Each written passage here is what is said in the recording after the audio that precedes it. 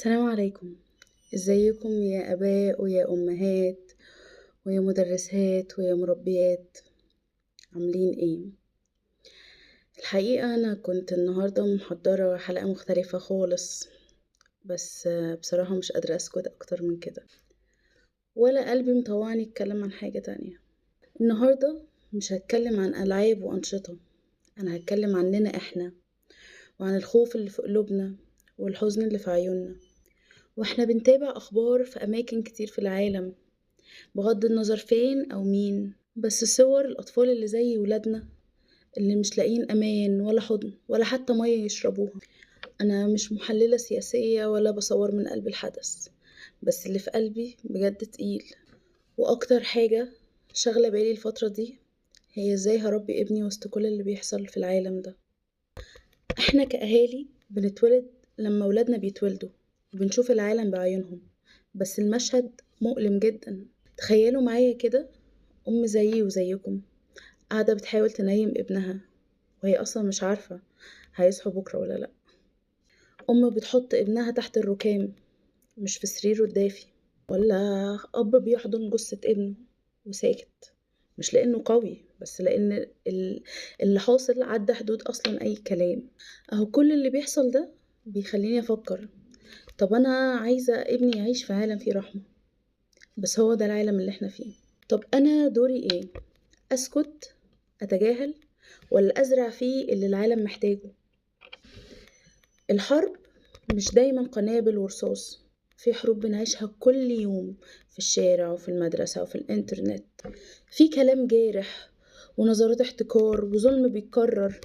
وأنا كأم مسؤولة مش بس عن الأكل والشرب والنوم والتعليم، أنا كمان مسؤولة عن قلبه وضميره ونظرته للناس ورد فعله على الظلم. ازاي نزرع إنسانية في أطفالنا؟ ما نعلمهمش يمشوا جنب الحيط، نعلمه يبني حيطان تحمي غيره. ما نعلمهوش يسكت علشان ما يعملش مشاكل، نعلمه يقول كلمة حق حتى لو صوته بيترعش. نعلمه يمد ايده لغيره مش يضرب بيها، نعلمه يحضن مش يبعد، يسأل انت كويس قبل ما يسأل انا صح ولا غلط. في حاجة كده شفتها وعايزة احكي لكم عليها. شفت فيديو لطفل صغير وسط الحرب مسك لعبة صغيرة مكسورة وبيحاول يصلحها ومبتسم، وانا هنا الحمد لله ابني عايش في امان وبخاف عليه من كلمة بس تضايقه. فقلت لنفسي لو الطفل الجميل ده قدر يضحك يبقى لازم اعلم ابني يضحك غيره، يبقى سبب امل مش بس لنفسه، لا لكل اللي حواليه. طب نعمل ايه بقى؟ اول حاجة اتكلمي مع ابنك عن كل اللي بيحصل، طبعا بحب مش برعب. قوليله في اماكن فيها اطفال بتتأذى واسأليه تفتكر نقدر نساعد ازاي. رقم 2 شجعيه يساعد حتى لو برسمة، خليه يرسم قلب ويكتب فيه كلمة سلام أو يبعت دعاء. مش مهم اللي بيعمله كبير ولا صغير، المهم إن هو مش قاعد بيتفرج بس. رقم 3 علميه التعاطف مش الشماتة، علميه لما يسمع حاجة وحشة عن حد يقول ما يا رب ما تحصلش لحد تاني، مش ملناش دعوة.